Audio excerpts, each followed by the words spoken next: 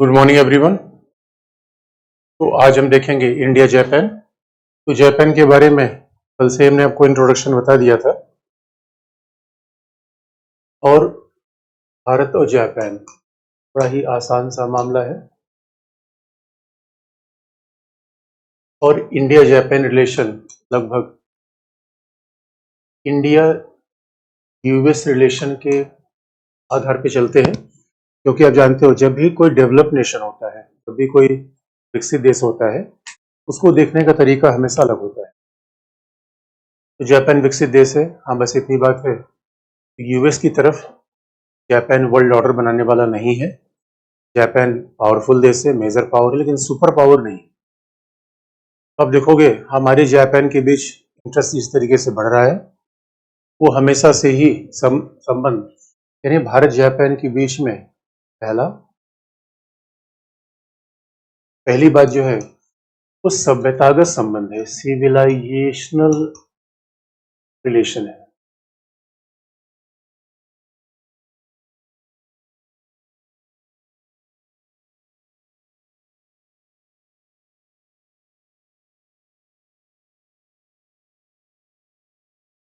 तो बच्चों, कहा भी जाता है भाई राष्ट्र राज्य का निर्माण तो आधुनिक युग की देन है। और बौद्ध धर्म का इतिहास देखोगे 5000 साल पुराना है। तो भारत और जापान के संबंध, यानी अगर जापान में बौद्ध धर्म 8वीं शताब्दी में गया, तो भी आप मान लो कि भारत और जापान के बीच का संबंध लगभग 2000 साल पुराना है। तो कहा जाता है राष्ट्र राज्य का निर्माण तो आधुनिक युग की देन है। जब सभ्यता का संबंध होता है, इसका मतलब है बौद्ध धर्म का। It is the relation of Buddhism. तो बच्चों देखो कितनी बड़ी बात है, कि शब्द हम कितनी बड़ी बात कह देते हैं। सरकार के बीच संबंध, कई बार ऐसा होता है सरकार के बीच संबंध होते हैं। जैसे अब देखेंगे इंडो यूएस में भी आजकल, अब हम ये नहीं कर सकते कि सिविलाइजेशन पार्टनरशिप है, लेकिन 40 लाख भारतीय अमेरिका में है, बहुत पावरफुल है। तो पीपल टू पीपल कांटेक्ट हो गया। अगर ऐसे संबंध हो जाते हैं तो स्वाभाविक रूप में हमारे संबंध बड़े मजबूत होते हैं। तो ऐसे जापान के साथ मामला है, पहली बात सभ्यतागत। लेकिन केवल मामला सभ्यतागत ही नहीं है, बल्कि हमारे साझे मूल्य भी हैं। We are having common values.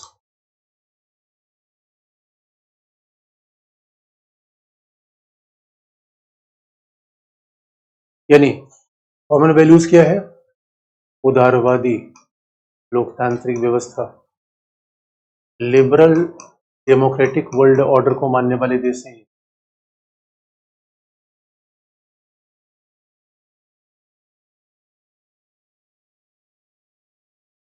यानी उदारवादी, अब एक ही शब्द हमने प्रयोग कर दिया, उदारवादी लोकतांत्रिक का मतलब है ऐसा मूल्य जहां पे आजादी होगी, अधिकार होगा, तो उसमें बड़ी बात है। यानी कई बार हमें चाइना को देखने पर ऐसा लगता है कि विकास का रास्ता तानाशाही से ऊपर जाता है। चाइना को देखने पर ऐसा लगता है कि चाइना तानाशाही है, चाइना सर्वाधिकारवादी है। तो विकास का रास्ता तानाशाही से जाता है ऐसे जरूरी नहीं बच्चों। इतनी बड़ी बात है कि विकास का रास्ता एक उदारवादी लोकतांत्रिक व्यवस्था से भी जाता है। जरा देखो 21st सेंचुरी में जिस तरीके से तानाशाही राज्य बढ़ रहे हैं, तो कैसी दुनिया में खतरे पैदा कर रहे हैं। बच्चों, आप जानते हो फॉरेन पॉलिसी पे शासन का प्रभाव होता है, लोगों का प्रभाव होता है, कल्चर का प्रभाव होता है, इकोनॉमी का, टेक्नोलॉजी का, ज्योग्राफी का। भाई यही तो फॉरेन पॉलिसी के राज्य का व्यवहार है। बच्चों जरा कभी सोच के देखो, भारतीय विदेश नीति क्यों कह रही है सहिष्णुता, शांतिपूर्ण सहअस्तित्व? ये हमारी उदारवादी लोकतांत्रिक वैल्यू है। और इसका आज के डेट में 21st सेंचुरी में बड़ा इंपॉर्टेंस है, क्योंकि अब देखो उत्तर कोरिया का व्यवहार कैसा आक्रामक है, तानाशाही है। अब ये बात सोचो, जापान ने क्या कहा, कभी किसी देश को परमाणु बम से मार देगा वो? चाइना का व्यवहार देखो, आक्रामक होता है पड़ोसियों के प्रति। चाइना कह रहा है सेंकाकू हमारा है, जापान का आइलैंड है। चाइना कह रहा है कि भारत का अरुणाचल हमारा है। तो इसकी बहुत बड़ी बात है बच्चों की शासन की प्रणाली। पुतिन रसिया में। इसलिए बच्चों आप देखोगे कि, और यहाँ तो लोग क्रिटिसाइज करते हैं अमेरिका को। अरे सवाल यह है कि बच्चों, अमेरिका ने कहा किसी की जमीन कब्जा कर लिया। अमेरिका के पड़ोसियों को देखिए, अब अब ये बात अलग है कि हर तरीके से हम देखें, चाइना अपने पड़ोसी में छोटे छोटे पड़ोसियों की जमीन पे दावा कर रहा है। अमेरिका ने कौन सी क्यूबा की जमीन कब्जा कर ली? अमेरिका के बल में क्यूबा है, तो अमेरिका के बल में छोटा मैक्सिको है। न तो मैक्सिको की जमीन पर, न क्यूबा की जमीन पर अमेरिका कब्जा करने की बात कर रहा है। तो बच्चों, लोकतांत्रिक देश में बड़ा साहस होता है कि आदमी वहां बिडेन और ट्रंप का भी आम जनता विरोध कर सकती है। इसे जो डेमोक्रेटिक देश की फॉरेन पॉलिसी होती है, उसे पता है कि अगर हमने गलत काम किया, चुनाव में हम हार जाएंगे। और दुनिया का इतिहास इस बात का गवाह है कि ब्रिटेन के प्रधानमंत्री चर्चिल ने ब्रिटेन को सेकेंड वर्ल्ड वॉर जितवा दिया था, लेकिन वो चुनाव में हार गए थे। इसलिए कहा भी जाता है, डेमोक्रेसी ऑलवेज और ऑटोमेटिकली प्रमोट्स पीस। तो दुनिया में शांति का रास्ता लोकतंत्र से आता है, क्योंकि लोकतंत्र में खास बात क्या है? अब जानते हो, हमारे चुनाव हो रहा है। अब चुनाव हो रहा है, देख रहे हो इतनी सारी पार्टीज हैं। और आप बहुत अच्छी बात अगर देखो, कई बार हम नकारात्मक बातें ही देखते हैं, यानी डेमोक्रेसी का ऐसा गेम है जहां तमाम पार्टीज आपस में लड़ रही है, लेकिन वही सब बाद में संसद में मिलकर बैठेंगे। अभी तो ऐसा लग रहा है जैसे कि एक दूसरे पे तीर कमान चल रहा है।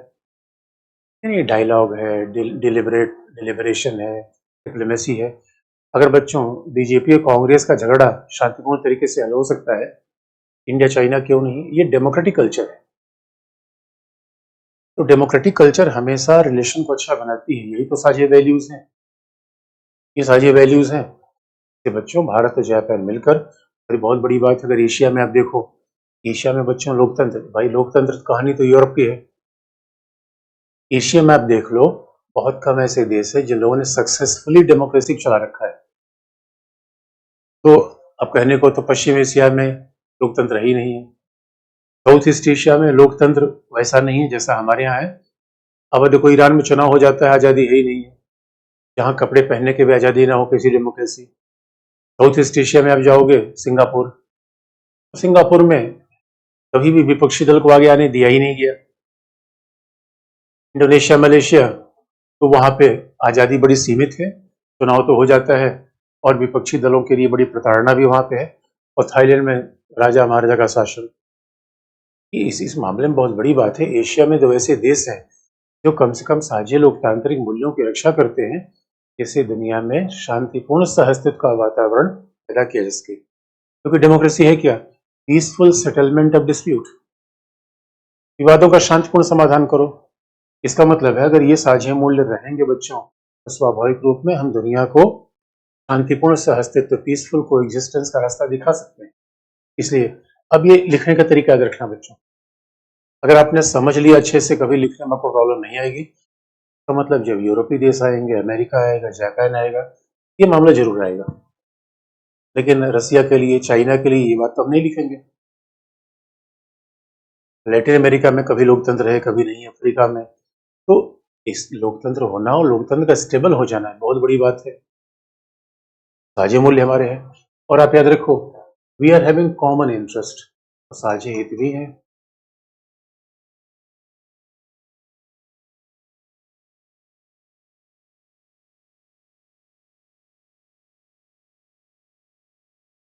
हमारे साझे हित कैसे हैं? तो बच्चों, आप याद रखो, साझे हित इसलिए हैं क्योंकि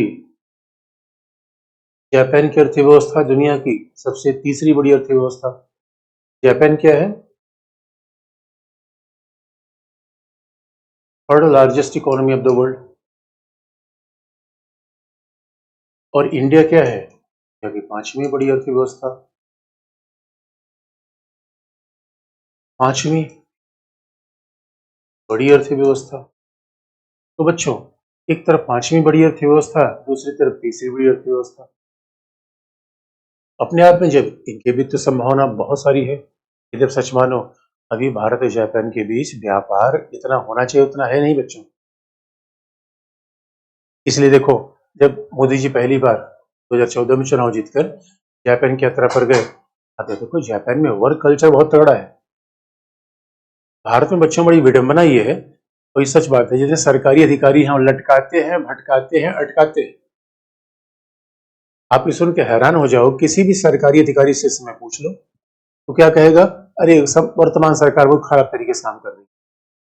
किसी टीचर से पूछो तो क्या कहेगा, सरकार खिलाफ हम हैं। क्यों भैया? क्योंकि सरकार कह रही है कि समय पे पढ़ाने आओ बच्चों को। कमाल की बात है यार, कमाल का देश है जहाँ टीचर समय पढ़ाने नहीं आना चाहता, और जहाँ अधिकारी अधिकारी पहले नौकरी लेने के मारामारी कर रहा है, उसको और नौकरी मिल गई तो उसको छुट्टी चाहिए, वो काम पे नहीं आना चाहता, काम पे भी नहीं आएगा, उसको पैसा भी चाहिए।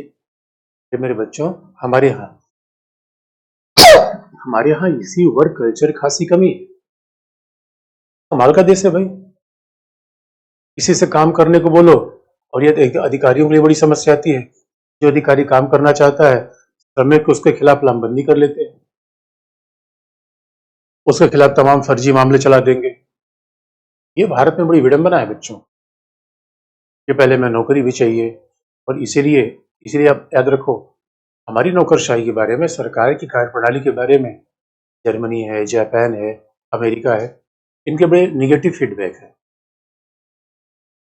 हमारे प्रधानमंत्री जापान गए तो जापान ने कहा, मोदी जी आप तो ठीक कह रहे हैं कि भाई आप हमसे संबंध बढ़ाना चाहते हैं, और एक बात याद रखो दोस्तों, मोदी जी यहाँ पे मास्टर हैं। मारवाड़ी, अरे मारवाड़ी जानता है एक फॉरेन पॉलिसी कैसे बनती है। और मोदी जी ने कहा चिंता मत करिए, अब आपको रेड टेप नहीं मिलेगा। रेड टेप का मतलब होता है कि अब देखते हो जो अधिकारियों के फाइल में पहले फीते बंधे होते थे, कंप्यूटर ने रेड टेप को तोड़ ही दिया है। ऑनलाइन सिस्टम में रेड टेप को, लाल फीताशाही को तोड़ा हुआ है। लेकिन मोदी जी ने कहा कि चिंता मत करिए, हम आपको रेड कारपेट वेलकम देंगे, अब ये लटकाने भटकाने वाली प्रवृत्ति हमारे नहीं रहेगी। तो जापान को इतना आश्वासन देना पड़ा, क्योंकि बच्चों हमारे यहाँ देखो, सिंगापुर में चले जाओ, 24 घंटे में बिजनेस को परमिशन दे दिया जाएगा। भारत में ऐसा नियमों का मकड़जाल है। यूएई में चले जाओ, जब चाहे कंपनी खोलो, जब चाहे कंपनी बंद।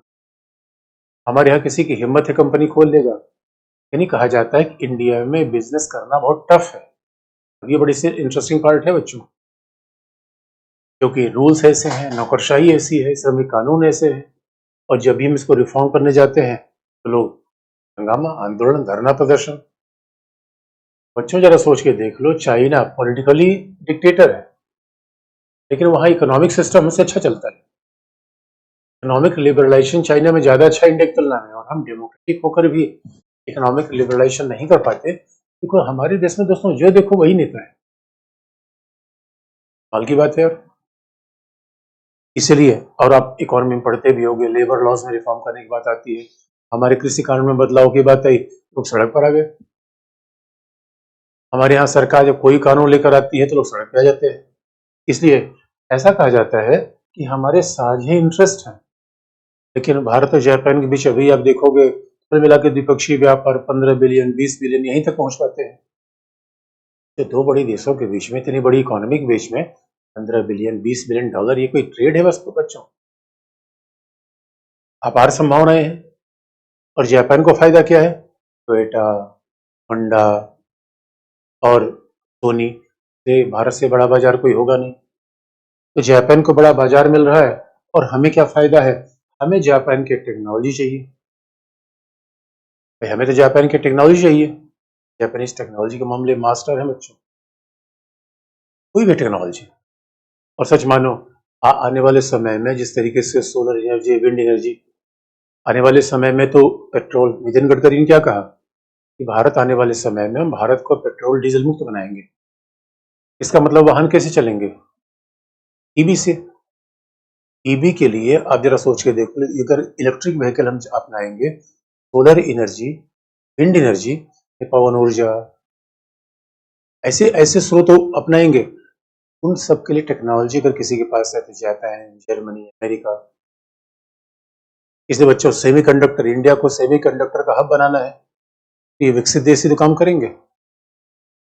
और वहां ताइवान, ताइवान आप देखोगे सेमीकंडक्टर का हब है। आज की दुनिया में हमें टेक्नोलॉजी वाली दुनिया है बच्चों। तो हमें जापान से क्या चाहिए? टेक्नोलॉजी, तकनीकी।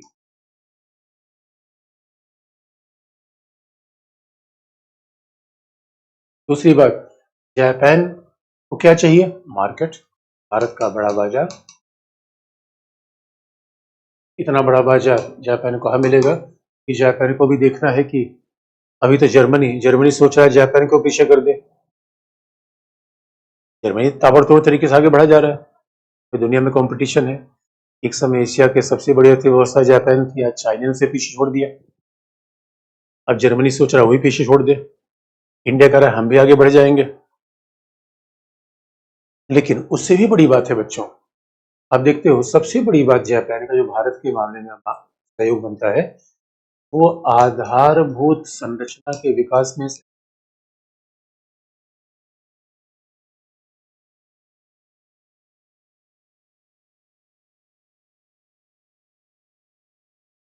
यानी डेवलपमेंट ऑफ इंफ्रास्ट्रक्चर।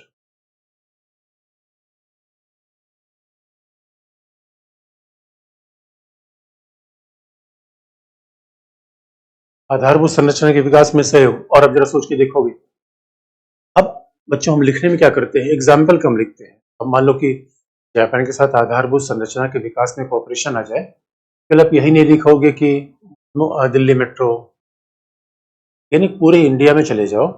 आप ये बात जानते हो कि India is not part of China's road build project. हम चाइना के रोड बिल्ड प्रोजेक्ट हिस्से नहीं है। और बच्चों 91 में हमने उदारीकरण तो अपना लिया।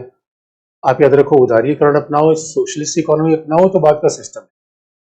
पहले तो आपको एक अच्छा इंफ्रास्ट्रक्चर अपनाना पड़ेगा। फिर जब तक आप देखो बच्चों अच्छे हाईवे नहीं बनाओगे, सच मानो ये सारे काम तो हो जाने चाहिए थे 90 के पहले। चाइना ने सारे काम 90 के पहले कर लिए, अमेरिका ने काम 1945 के बाद कर लिया। तो अमेरिका अमेरिका बच्चों,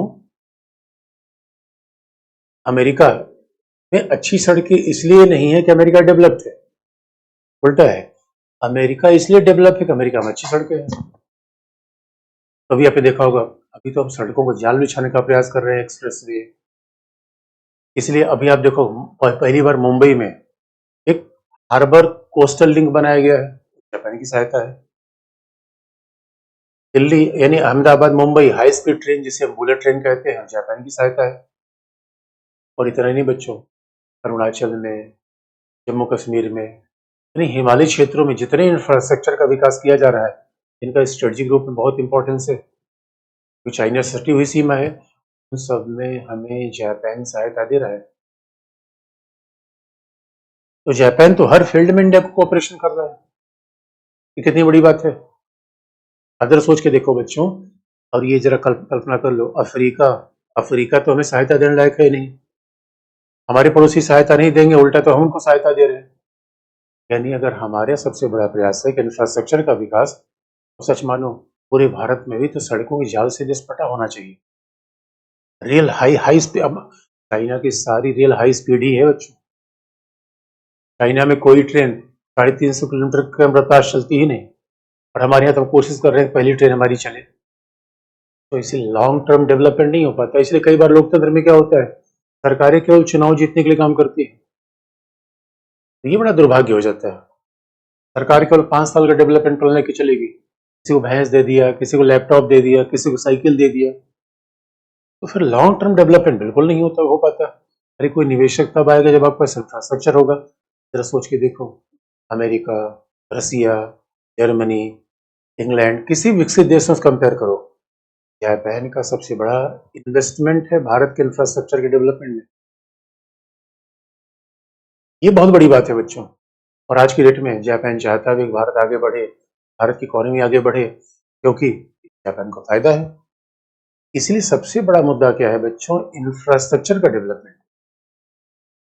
तो देखिए, हर देश की खास बात होती है।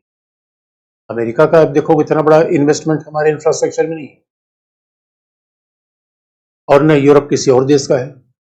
चाइना का हम लेना भी नहीं चाहते, क्योंकि चाइना जम्मू कश्मीर और नॉर्थ ईस्ट में सड़क बना देगा तो फिर का सड़क हमारी ही है, ये अलग लफड़ा है। इसलिए तो बच्चों जापान का बड़ा महत्व है। कहा भी जाता है, भारत किसी भी क्षेत्र में चले जाओ, अगर सड़क बन रही है तो वहां पूछ लेना सड़क बनाने का फंड कहाँ से आ रहा है, तो नाम मिल जाएगा कि नाम मिलता है जापान। इसलिए भारत और जापान के बीच में बड़ी अच्छी पार्टनरशिप है, ऑपरेशन आगे बढ़ रहा है। और जापान जो सबसे बड़ी आर्थिक सहायता देता है, वो जापान एशियाई डेवलपमेंट बैंक का मास्टर है, नेता है। एशियाई डेवलपमेंट बैंक से सबसे बड़ा फंड मिल रहा है भारत को। तो दोस्तों, जब हम इंफ्रास्ट्रक्चर का डेवलपमेंट करेंगे, तभी तो भारत का विकास हो पाएगा। तो हमेशा लिखने में आप बात ध्यान देना, हम आर्गुमेंट पहले लिखते हैं, एग्जाम्पल नहीं। अब यानी कि भारत जापान के इंफ्रास्ट्रक्चर की बात आई तो सारे आपने एग्जाम्पल बता दिए कि यहाँ सड़क बन रही है, यहाँ रेल बन रहा है। नहीं, वो ये बताना है कि इम्पोर्टेंस क्या है उसका, इसका इससे क्या होगा, ये ना होता तो क्या होता, और क्या और भी कोई ऐसी हमारी सहायता कर रहा है। तो ये खास बात है बच्चों, तो जापान हमारे लिए तो बहुत ही महत्वपूर्ण देश है। और इसलिए दोस्तों कहा भी जाता है कि मोदी जी तो बड़े मास्टर हैं रिलेशन बनाने में। और जब जापान के प्रधानमंत्री शिंजो आबे और इधर भारत के प्रधानमंत्री मोदी, अभी शिंजो आबे के बीच में हत्या हो गई। और शिंजो आबे भी राष्ट्रवादी, मोदी भी राष्ट्रवादी। शिंजो आबे की राष्ट्र भी कन्या वर्गो, मोदी भी वर्गो। और देखिए, देखो मारवाड़ी से सीखो बच्चों, मोदी ने क्या किया, शिंजो आबे के लाके वाराणसी में प्रार्थना करवा दी, आरती दिखा दी। अब भाई कोई मजबूत देश का आदमी, शक्तिशाली देश का आदमी आपके घर पे आएगा, हमें कुछ कुछ दे ही के जाएगा। तो जापान के प्रधानमंत्री ने कहा कि बताओ आरती उरती कर ली, क्या बनवा दे। मोदी ने कहा है कन्वेंशन सेंटर कोई बना दो आप। जापान ने कहा बना देंगे। ये दोस्ती का फर्क होता है बच्चों। और मामला यही नहीं है, मामला केवल साझी हित में, आर्थिक हित ही नहीं बच्चों। यानी जब हम जापान, तो खास तौर पे जापान यूरोप का नाम कई बार लेते हैं तो हमारे पास मामला आर्थिक हित हो जाता है। लेकिन इतना ही नहीं है, आज भारत और जापान के बीच में कुल मिला के सामरिक संबंधों का विकास हो रहा है। ये बहुत महत्वपूर्ण बात है, क्योंकि बच्चों जापान एक ऐसा देश है, जब आपको याद दिला दें, 1998 में जब हमने परमाणु परीक्षण किया था तो जापान ने अपना राजदूत वापस बुला लिया था। और बच्चों याद रखना, राजदूत वापस बुलाने का मतलब है किसी देश ने हमसे इकट्ठा कर लिया, यानी तेरी गलियों में ना रखेंगे कदम आज के बाद, ये वाला हाल हो गया। यानी मतलब तलाक वाली कंडीशन। जापान ने हमारे यहाँ से राजदूत बुला लिया, क्योंकि जापान एक ऐसा देश है जिसे परमाणु बम का हमला हुआ है। 98 में भारत ने परमाणु परीक्षण किया, जापान बहुत नाराज हुआ।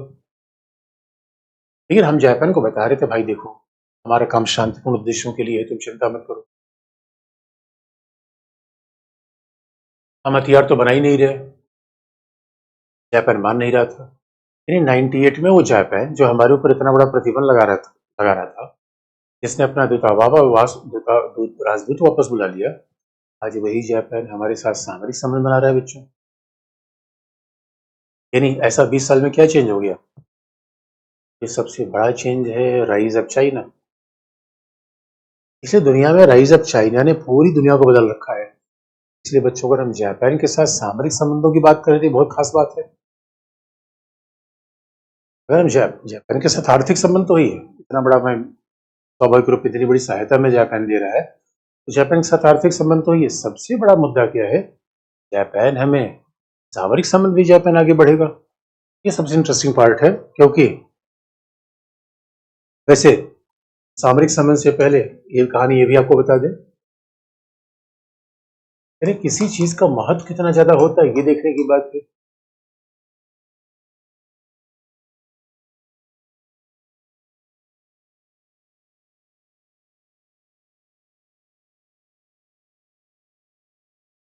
Strategic partnership.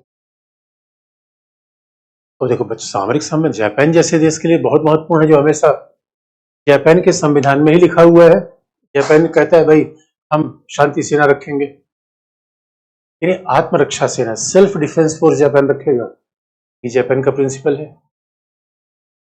जापान कहता है भाई हम अपने कॉन्स्टिट्यूशन लिख रखा है आर्टिकल 9 में, सेल्फ डिफेंस फोर्स रखेंगे। इसका मतलब है, और परमाणु, जापान टेक्नोलॉजिकली इतना एडवांस है, चाहे 24 घंटे के भीतर परमाणु हथियार बना दे, बनाया नहीं उसने। क्यों?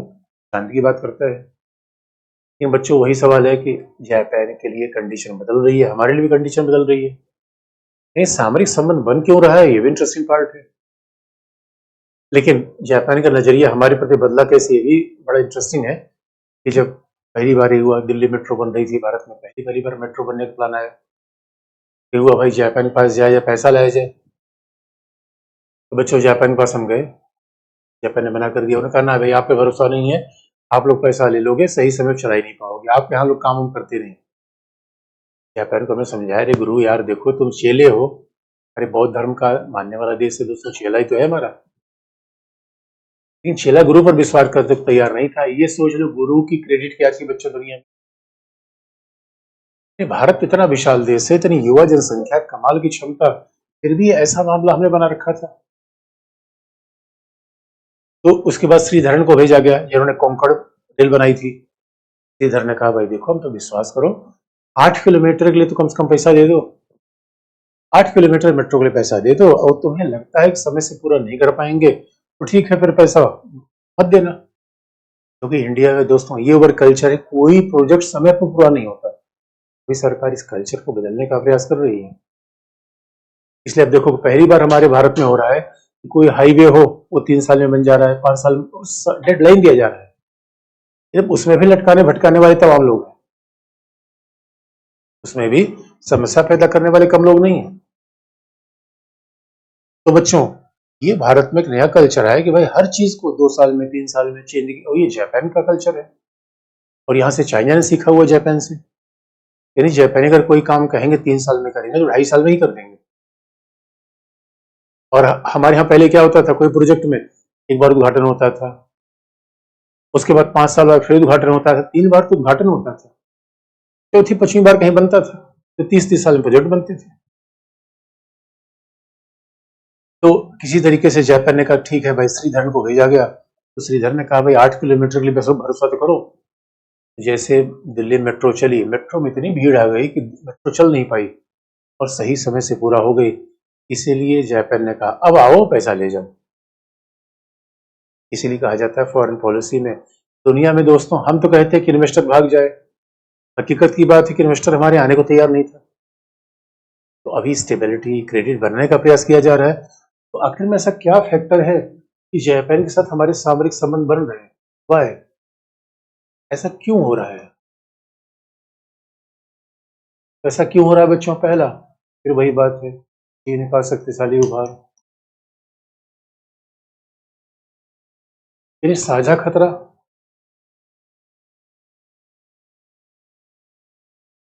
यानी कॉमन थ्रेट है चाइना। क्योंकि चीन क्या कर रहा है? चीन जापान के सेंकाकू द्वीप पर दावा कर रहा है। सेंकाकू आइलैंड,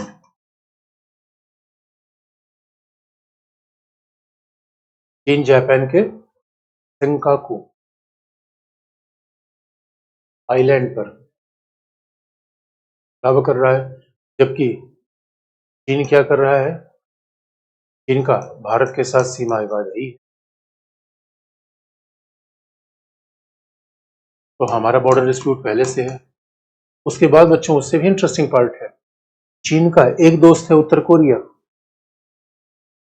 चीन का एक दोस्त कौन है? North Korea. चाइना का दूसरा दोस्त कौन है? पाकिस्तान। और नॉर्थ कोरिया किसके लिए प्रॉब्लम है? जापान के लिए। पाकिस्तान किसके लिए प्रॉब्लम है? इंडिया के लिए। तो बच्चों, इस मामले में आप देखोगे कहा जाता है साझे खतरे हैं। इसीलिए अगर आज राइज ऑफ चाइना को नहीं रुका गया तो साउथ चाइना सी, आप याद रखो, जापान का सारा ट्रेड कहाँ से होके जाता है? जापान का सारा ट्रेड अगर आप देखोगे इंडियन ओशन से तो हो जाता है।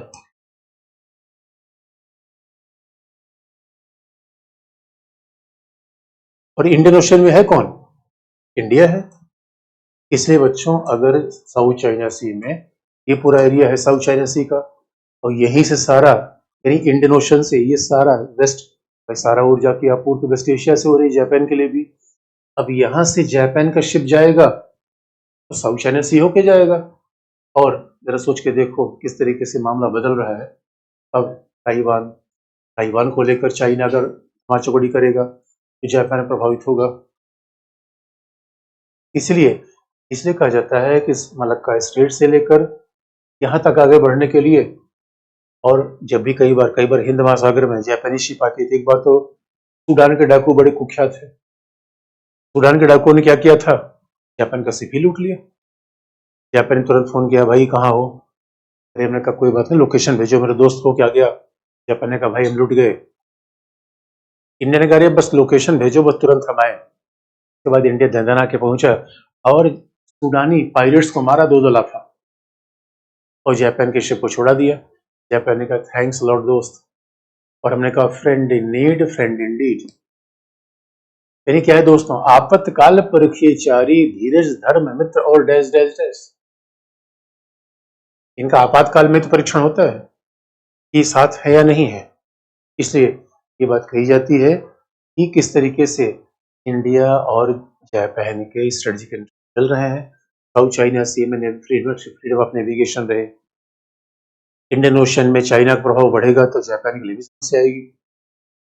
और जापान के सेंकाकू आइलैंड पे पहले से ही चाइना अपना क्लेम कर रहा है। ऐसे मामलों में देखोगे इनका साथ आना अपने आप में बड़ा जरूरी है। इस वजह से भारत और जापान साथ आ रहे हैं। और अब देखोगे 2012 के बाद जब से शिंजो अबे जापान में आए, जापान की फॉरेन पॉलिसी में राष्ट्रवाद दिखा। अब जहां तक तरफ इंडिया भी महाशक्ति बनने का इरादा रखता है, जापान तो महाशक्ति पहले से है। इसलिए अब देखोगे भारत जापान के बीच में कहां कहां सामरिक कोऑपरेशन बढ़ रहा है। अब बात ये सोच के हैरान हो जाओगे कि भारत जापान के बीच में फिर सामरिक सहयोग कहां कहां बढ़ रहा है।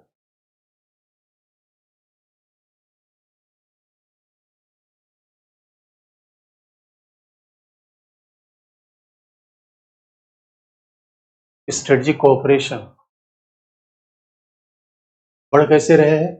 तो पहला इंडियन ओशन में, यानी इंडियन ओशन, हिंद महासागर,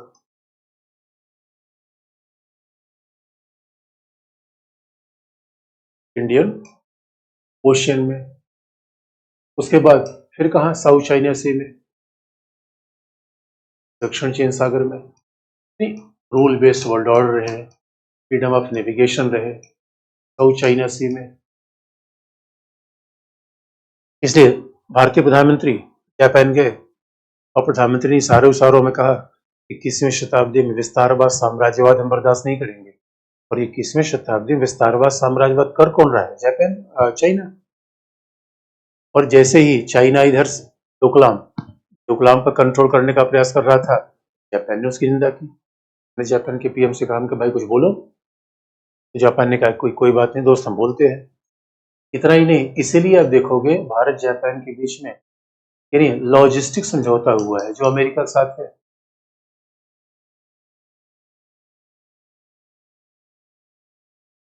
भारत जापान के बीच में लॉजिस्टिक समझौता है बच्चों, जो अमेरिका के साथ किया गया है वही जापान के साथ हमने किया है।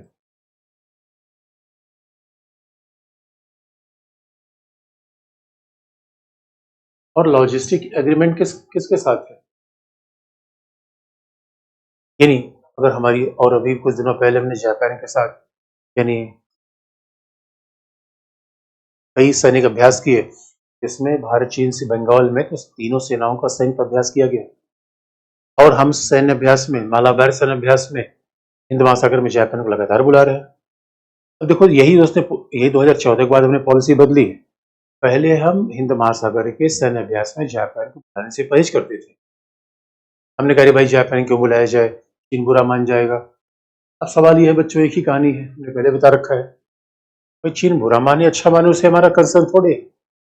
अब चीन हमारे हिसाब से काम नहीं कर रहा है तो हम चीन के हिसाब से क्यों काम करें? बहुत लॉजिक एक स्टेट है। और इसलिए बच्चों, लॉजिस्टिक समझौता का मतलब है जापान का कोई नेवल शिप हमारे तट पर आएगा तो हम उसकी सहायता करेंगे। यानी एक तरीके से क्रॉस सर्विसिंग एग्रीमेंट है। का टेक्निकल नाम दिया जाए acquisition and cross servicing agreement. इसका सीधा मतलब है कि जापान कोई एग्रीमेंट करेंगे तभी तो। लॉजिस्टिक समझौते का मतलब क्या है? अब जापान का कोई शिप आ गया, उसकी हम मरम्मत कर देंगे। हमारा शिप उधर चला गया, जापान मरम्मत कर देगा। उसके बाद फिर तेल पानी भर देंगे, फ्यूल एक्सचेंज करेंगे। और सैनिक अभ्यास के लिए करना ही पड़ता है बच्चों। अब जरा सोच के देखो, अब जापान और भारत कितने नजदीक आते चले जा रहे हैं, बिल्कुल अमेरिका के पैटर्न पे। क्वाड के मेंबर दोनों हैं तो आप जानते हो, G20 क्वाड से तो मेंबर दोनों ही है। क्वाड वाली बात तो अमेरिका के साथ बता दी, क्योंकि मामला ये भी है, दोस्त का दोस्त दोस्त। भारत को दोस्त जापान, जापान का दोस्त अमेरिका। लेकिन जापान ये भी चाहता है कि वो अमेरिका पर अपनी सुरक्षा के लिए आत्मनिर्भर न रहे। Japan doesn't want to over dependent over US, क्योंकि जिस तरीके से यूक्रेन का मामला फंसा, वही यूक्रेन को तो अमेरिका नहीं बचा पाया। छोटे देशों में ये फीलिंग होगी ही कि भाई हम एक ऑल्टरनेट बना कर रखें। इसीलिए जापान जैसा देश मानता है कि भारत के साथ दोस्ती चाइना को काउंटर बैलेंस करने में अच्छी होगी, और हमें तो दोस्तों चाहिए। तो और इतना ही नहीं, इसलिए आप देखोगे जापान के साथ हमारा सिविल परमाणु समझौता भी हो गया। सिविल परमाणु समझौता जो हमने अमेरिका में यूज किया था, बिल्कुल वही जापान के लिए भी है। इंडिया जापान में सिविल क्लियर, इंडिया जापान में सिविल न्यूक्लियर एग्रीमेंट भी हो गया बच्चों। बिल्कुल वही एग्रीमेंट जो हमारा अमेरिका के साथ था। अब जापान हमें, और कहा जाता है जापानी कंपनी हिटाची, मित्सुबिशी इतनी पावरफुल है कि अमेरिका को टेक्नोलॉजी देती है। अमेरिका के तमाम न्यूक्लियर कंपनीज में जापानीज इन्वेस्टमेंट है। और आप जरा सोच के देख लो, तो अगर 12 करोड़ की आबादी का अगर इकोनॉमी 4.2 ट्रिलियन डॉलर हो, पर कैपिटा इनकम अपने आप कितनी बड़ी हो जाती है। और जापान में, और इस समय तो जापान में भारतीय इंजीनियर की बड़ी डिमांड है। अब एक खास बात है दोस्तों, पूरी दुनिया में भारतीय इंजीनियर डॉक्टर की बड़ी डिमांड हो रही है, क्योंकि हमारे यहाँ तो पढ़ना बच्चों का पहला। दोस्तों इंडिया ही एक ऐसा देश है जहाँ पढ़ना बहुत जरूरी है, बाकी देशों में ऐसा नहीं है। विकसित देशों में बिल्कुल नहीं है। यहाँ तो पढ़ना एक मुहिम है। मैं तो कहीं शहर में जा रहा था, सुबह 6 बजे बच्चे साइकिल लेके जा रहे थे। मैंने कहा भाई क्या करने जा रहे हैं? कि बच्चे पढ़ने जा रहे हैं। तो मतलब दोस्तों फ्यूचर तो इंडिया का ही है। इंडियन पूरी दुनिया में छाने वाले, याद रखना। ये बहुत बड़ी बात मैं बता रहा हूँ, ये सच बात है। जापान में तमाम इंजीनियर की डिमांड है, और आजकल तो इंजीनियर नहीं, तमाम नर्स से लेके डॉक्टर, यानी बागान में काम करने वालों, भारत में हर किस्म के लोग उपलब्ध है। जनसंख्या ज्यादा है, बेरोजगारी ज्यादा है, तो बाहर खूब लोग जा रहे हैं। हमारे लिए बड़ा अवसर है। तो जापान में जनसंख्या नहीं बढ़ रही। जापान में तो एक ऐसा बिजनेस है बच्चों, जो भारतीयों को बताया नहीं जाता, और कई राज्य तो इसलिए बड़ा अच्छा काम कर रहे हैं। कई जापान में तो केवल ये बिजनेस है कि वहां जाके लोगों से बातचीत करिए, क्योंकि भाई अब यही देखो, अमीर होने का अलग प्रॉब्लम है। इतना बड़ा लोगों ने घर बना रखा, अकेले हैं, ना बच्चा है ना पार्टनर है। तो वो कहते हैं भाई कोई आके हमसे 2 घंटे बात करे, उसका पैसा ले जाए। अगर यहाँ हम अपने गांव वालों को भेज देते तो सोचो कितना पैसा कमा के आए। और वो हमें मुफ्त में चौराहे पर बातचीत कर रहे हैं, उनको पता नहीं उनकी बातचीत करनी है, पैसे कीमत हो सकती है, उन्हें पता ही नहीं। ऐसे लोगों को तो जापान भेजने की आवश्यकता है। अपने अभी सरकार को बताना चाहिए भाई गपास्टा ही करना आपका इंटरेस्ट है, तो गपास्टा करने का पैसा भी कहीं मिलता है। इसका तो बाकायदा ब्यूरो खोलना चाहिए हमें। तो अब सिविल परमाणु समझौता, इसका मतलब जापानी न्यूक्लियर आएगा, जापान हमें सिविल परमाणु क्षेत्र में सहायता देगा। और वो जापान जिसने खुद एनपीटी सीटीपीटी साइन कर रखा है, हमने कहीं पे साइन नहीं किया है। इसके बावजूद जापान क्या कर रहा है, भाई अब हम तुम्हारी चिंता समझते हैं, अब हम तुम एक साथ मिलकर रहेंगे, यानी आओ हम मिल जाएं और सुगंध और सुमन की तरह, ऐसा दोस्ती होगी दोस्तों। ये बीरू जैसी समय दोस्ती जापान की चल रही है। इसलिए इसलिए आप देखोगे कि जापान के साथ फिर इसी सहयोग का परिणाम है कि 2+2 वार्ता होती है। भारत और जापान के बीच में 2+2 डायलॉग शुरू हो गया है। और ये 2+2 डायलॉग बच्चों भारत अमेरिका के साथ भी है। अब लिखने का तरीका मैं आपको बता दूं। अब मान लो कि कहीं आ जाए 2+2 डायलॉग लिखो, तो आपको तो लगेगा करंट अफेयर है, आपको देखने में ऐसा लगेगा करंट अफेयर है, लेकिन बच्चों नहीं, करंट अफेयर वर्ड नहीं। सिंपल सी बात यह है, अरे 2+2 क्यों होगा? क्योंकि सामरिक, यही सारी बात आपको लिखनी है। जैसे अमेरिका के साथ 2+2 आ जाए, अमेरिका के साथ भी 2+2 क्यों होगा? इंडो पैसिफिक क्षेत्र में सहयोग, क्वाड में सहयोग, और इसके खिलाफ इनके चाइना फैक्टर है। क्यों? अब सैन्य क्षेत्र में सुरक्षा, हथियार क्षेत्र में सुरक्षा, और सबसे बड़ी बात है बच्चों, इसे 2+2 वार्ता है तो भी आपको ये लिखना है, इसमें कोई पॉइंट है तो भी ये लिखना है। आईआर में चीजें ओवरलैप करती हैं।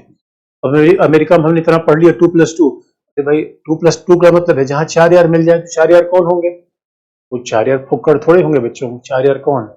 हमारे विदेश मंत्री, हमारे रक्षा मंत्री, जापान के विदेश मंत्री, जापान के रक्षा मंत्री, ये चारों मिलकर फिर आपस में बातचीत करेंगे। और चारों मिलकर बातचीत करेंगे तो क्या होगा?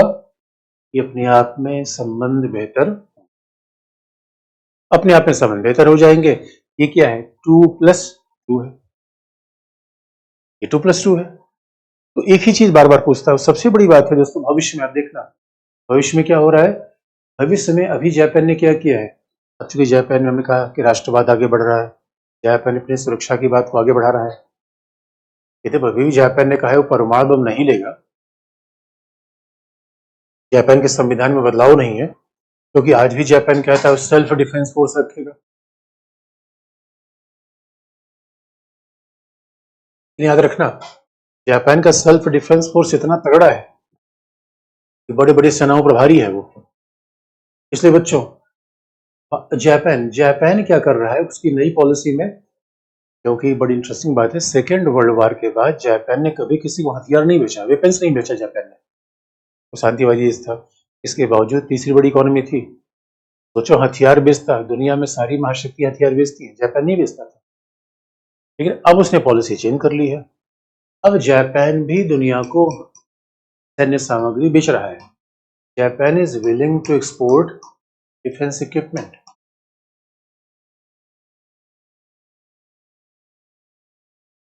जापान सैन्य सामग्री निर्यात कर रहा है। अब उसने पॉलिसी चेंज कर दी है, Japan is looking to exporting defence armaments.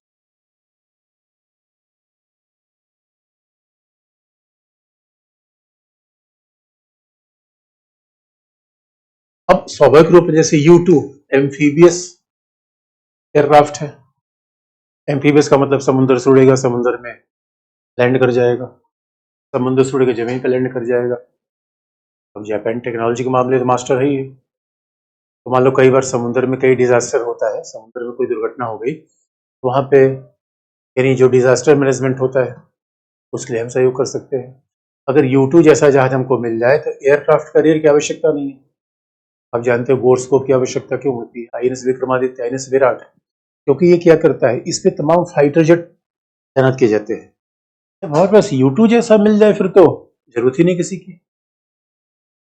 लेकिन सवाल है भी, अभी ट्रांसफर जापान नहीं किया है, पैसे वाला मामला है दोस्तों, क्योंकि हम भी सोच रहे हैं कि हम सेल्फ रिलायंट हो जाए।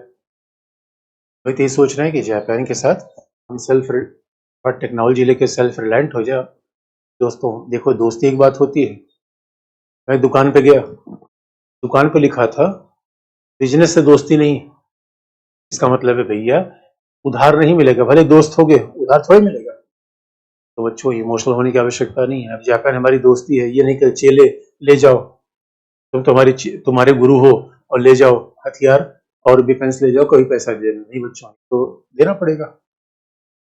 इसलिए इसके साथ दोस्तों ये कहते, भविष्य में भारत जापान संबंध आगे बढ़ेगा ही बढ़ेगा। लेकिन आप ये बात जान लेना कि न तो जापान और न तो इंडिया चाइना से लड़ना हम थोड़ी चाहते हैं। तो दोस्तों, पॉलिटिक्स शतरंज के खेल की तरह होती है, जहां चक्रव्यूह बनता है, जहाँ पे वॉर नहीं होता। हाँ, वॉर तो लास्ट ऑप्शन ही है। अगर अस्तित्व पे खतरा आ जाए, संप्रभुता खतरे में आ जाए, ऐसा थोड़ी है कि हमने सेना रख रखी है वो, और सेना रख रखी है केवल डांस पार्टी करने के लिए, लड़ने के लिए तो रखी है बच्चों। पॉलिटिक्स में लास्ट ऑप्शन होता है। भारत और जापान का संबंध आगे बढ़ेगा, और इसलिए भारत क्या कर रहा है, रिफॉर्म कर रहा है शासन में, प्रशासन में, नीतियों में, जिससे जापान के निवेश को ज्यादा सरल बनाया जा सके। क्योंकि बच्चों भी देखो, अभी हम Ahmedabad Mumbai high speed train जितने समय सीमा में हमने सोचा था बनाने का, वो डिले हो गया। और डिले क्यों हुआ आप जानते हो, महाराष्ट्र ने लैंड एक्विजिशन में देरी कर दी। हमारे यहाँ अभी ये पॉलिटिकल मामला है। कई बार तो राज्य लैंड एक्वायर नहीं करते क्योंकि उनको लगता है कि जिससे इनको पॉलिटिकल फायदा न मिल जाए, चुनाव फायदा न मिल जाए, इससे बाहर क्रेडिबिलिटी खराब होती है। इससे दोस्तों, भविष्य में साउथ कोरिया, जापान, इन सबसे हमारे संबंध आगे बढ़ेंगे। और यही तो एक्ट ईस्ट पॉलिसी का ही भाग है, यही तो एक्ट ईस्ट पॉलिसी का प्रयास है, ईस्ट की तरफ देखा जाए। और इतना ही बच्चों जापान के साथ है। अब हम जापान की बात खत्म करके फिर आएंगे लुक ईस्ट में। लुक ईस्ट आएंगे, फिर लुक वेस्ट आएंगे, लुक ईस्ट आएंगे, लुक वेस्ट आएंगे। इसका मतलब है फिर धीरे धीरे काफी पार्ट हम फॉरेन पॉलिसी कवर, फिर एक आध दो सेक्शन बच जाएंगे बच्चों। अब सवाल पूछ लो जापान से, तब हम आए लुक ईस्ट में। जरा कमेंट ऑन कर दो।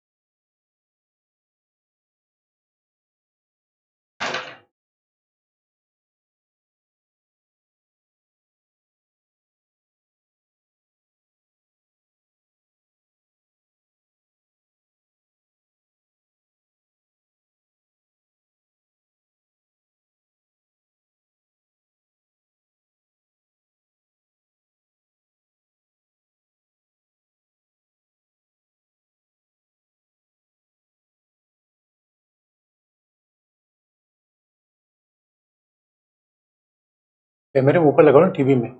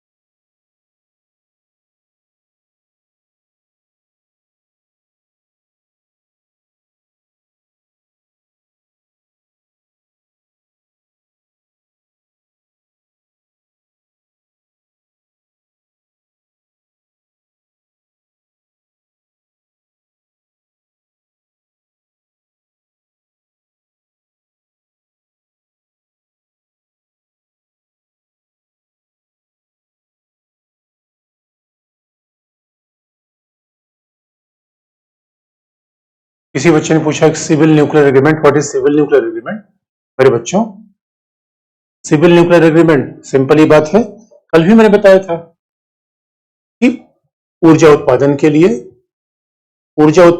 लिए किस तरीके से भारत और जापान के बीच सहयोग होगा, तो जापान न्यूक्लियर रिएक्टर देगा और न्यूक्लियर फ्यूल देगा, जिससे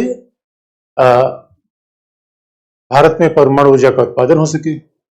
अरे लॉजिस्टिक समझौता, अरे मेरे बच्चे लॉजिस्टिक समझौता वही है जो हमने यूएस के बारे में बताया है, जैसे हमने लेमो बताया था यूएस के बारे में, लॉजिस्टिक समझौता है।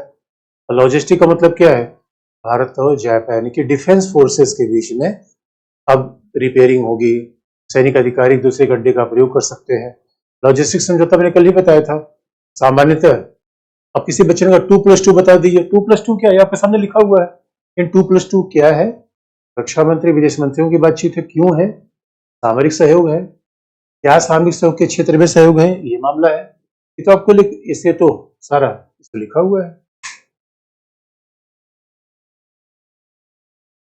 किसी बच्चे आज लास्ट क्लास है? अरे नहीं बच्चे, ये लास्ट क्लास नहीं है, अभी तो अभी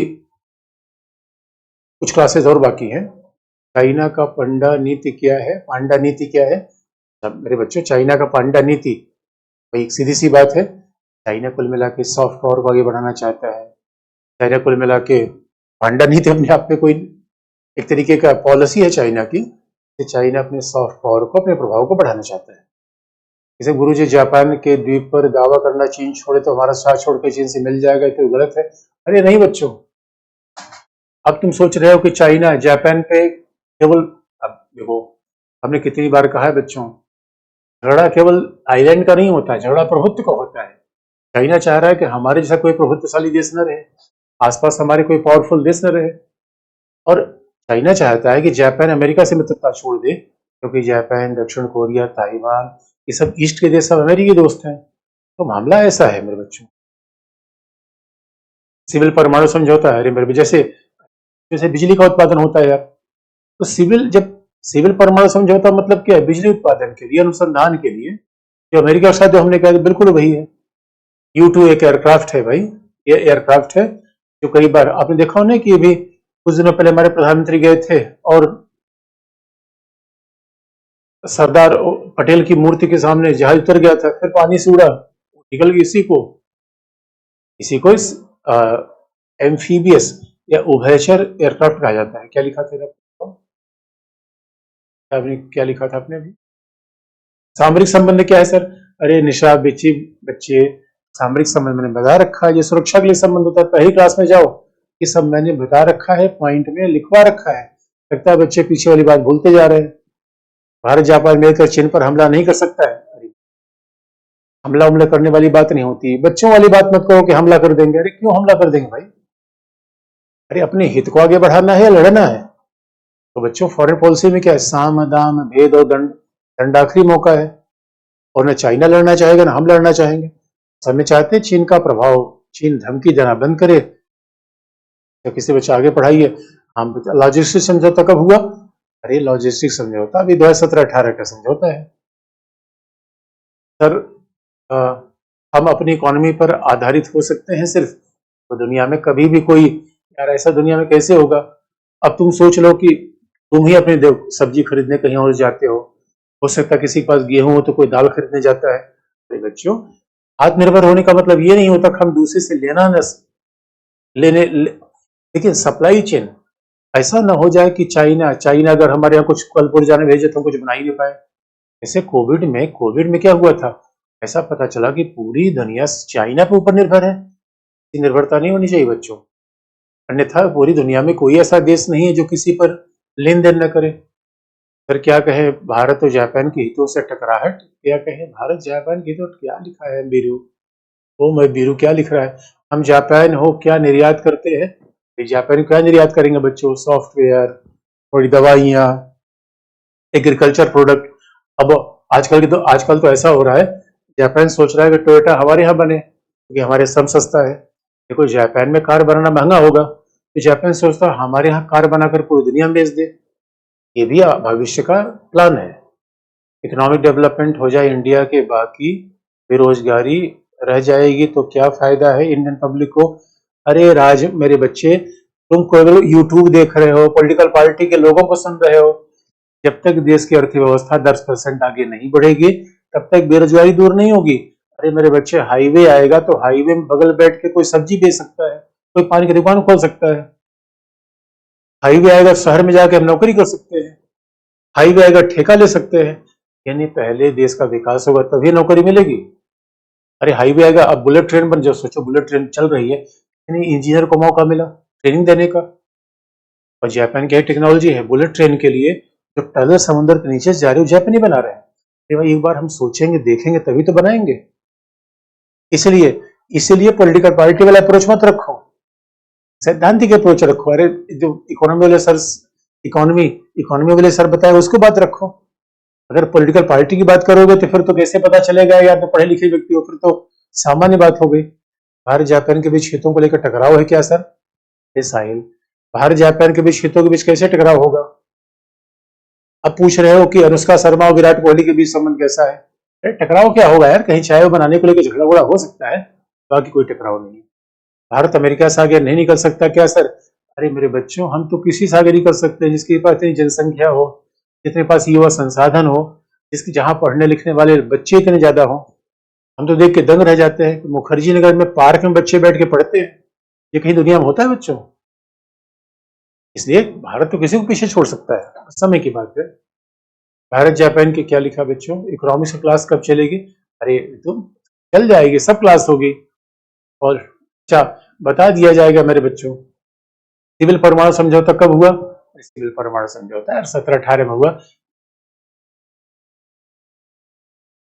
U2 बता दीजिए। U2 का मतलब है बच्चों एक जहाज का नाम, जहाज का नाम है जो पानी से उड़ता है और जमीन पे चला जाता है, जमीन से उड़ता है पानी लैंड कर जाता है। जापान से चुनौती क्या है? जापान से क्या चुनौती होगी बच्चों? जापान से चुनौती वगैरह कुछ नहीं है, कॉपरेशन बहुत ज्यादा है। अपने यहाँ ह्यूमन रिसोर्स है सर, इसी, अरे मेरे बच्चों ह्यूमन रिसोर्स ही तो है। दुनिया के सब ज्यादा इंजीनियर, डॉक्टर, नर्स, कारपेंटर सब तो इंडिया से है, कह रही ह्यूमन रिसोर्स नहीं है।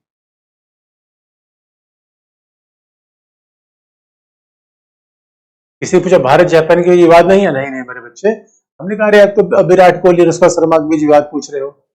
किसी को जापान, अरे मेरे बच्चों जापान सैनिक रखता है, ऐसा मत कहो जापान सैनिक नहीं रखता है, लेकिन जापान सैनिक की मात्रा कम रखता है। लेकिन जो याद रखो, जापान क्या है, देखन में छोटन लगे घाव करे गंभीर, ऐसा है बच्चों। भारत अभी क्यों खुद के टेक्नोलॉजी का विकास नहीं कर पा रहा है? अरे मेरे बच्चे 10-20 रुपए देते रहोगे तो स्कूल कॉलेज यूनिवर्सिटी कैसे बना पाओगे? यहाँ तो लोग कह रहे हैं 5 साल में अच्छे दिन आ जाएंगे, और जब आप कहोगे बैंक में कि कोई 2,000 दे रहा है, कोई 6,000 दे रहा है, कोई कह रहा है लाख दे देंगे, ऐसे फिर भटकते फिरोगे। ये लोकतंत्र की समस्या है बच्चों, क्या करोगे इसके लिए? जापान की जियो पॉलिटिक्स क्या क्या लिखा है? क्या ऐसा चीन हमारा LOK लूट है क्या? क्या लिखा है मेरे बच्चे? परमिंदर, छोटा पैक बड़ा धमाका, हाँ एकदम सही बात है। जापान छोटा पैक बड़ा धमाका है मेरे बच्चों। दूसरे देशों में रोजगार उपलब्ध है, हमारे यहाँ बेरोजगार उपलब्ध है। अरे मेरे बच्चे, कहीं बेरोजगारी नहीं है, अच्छे से मेहनत करो, अपने दम होगा तो दुनिया पता नहीं कितनी नौकरियां आएगी। इसलिए ऐसा नहीं है, इंडिया में सब कुछ है मेरे बच्चों, बस मेहनत करने की आवश्यकता है।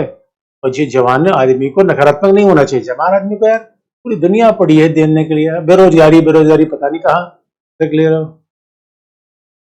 अच्छा, कई बच्चे कहते हैं भारत में डॉक्टर इंजीनियर बाहर चले जाते हैं। अरे बाहर क्यों चले जाते हैं मैं बताऊंगा अभी, वो बाहर जाने से फायदा है। अरे मेरे बच्चों, हमारा प्लान है पूरी दुनिया पर हमारा नियंत्रण होना चाहिए, केवल इंडिया पे ही नहीं, उसकी बड़ी योजना है, अभी मैं डायस्पोरा तुम लोगों को बताऊंगा। इसलिए इसलिए जवान बच्चों को सकारात्मक होना चाहिए। इसलिए मेरे बच्चों, ऐसा यूट्यूब वगैरह वीडियो मत देखो जो तुम लोगों को नकारात्मक बना दे। बेरोजगारी है, कहाँ बेरोजगारी है मेरे बच्चों? अरे नौकरी भरो, यूपीएससी में 1,000 सीट आ रही है, तब फॉर्म भरोगे, पढ़ोगे लिखोगे तब होगा बात, कैसे नहीं। ऐसे आपस में बातचीत करते रहोगे कैसे बात बनेगी? तब बेरोजगारी रहेगी, याद रखना।